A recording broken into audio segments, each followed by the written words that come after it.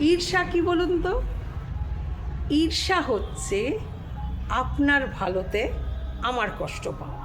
ঈর্ষা হচ্ছে আপনার সফলতায় আমার সারা শরীরে মানসিক দহন সৃষ্টি হওয়া। ঈর্ষা হচ্ছে আপনার উচ্চতায় ওঠাটাকে কীভাবে আমি খর্ব করব সেই প্রচেষ্টা করা। এটাই হচ্ছে ঈর্ষা, এবং এটা বেশিরভাগ দেখবেন কাছের লোকেরা, প্রিয়জনেরা করে।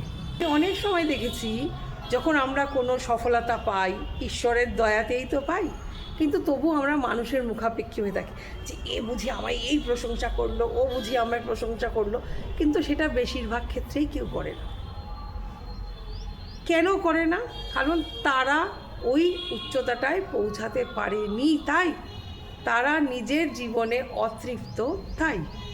তবে আমাদের উচিত এই সমস্ত মানুষের কথায় গুরুত্ব না দিয়ে নিজের কোনটা ভালো লাগে, নিজে কিসে খুশি হই, আর ঈশ্বর যখন দিচ্ছে সেটাকে গ্রহণ করে এগিয়ে যাওয়া। যারা ঈর্ষা করছে করুক, তারাই জ্বলবে, তারাই পড়বে, আমাদের তো কিছু করার নেই।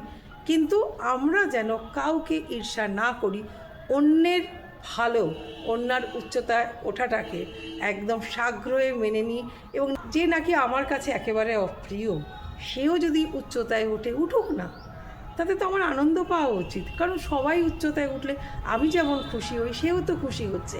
অন্যের খুশিতে খুশি থাকাটাই জীবন। অন্যের খুশিতে খুশি হলে তবেই ঈশ্বর তুষ্ট হন।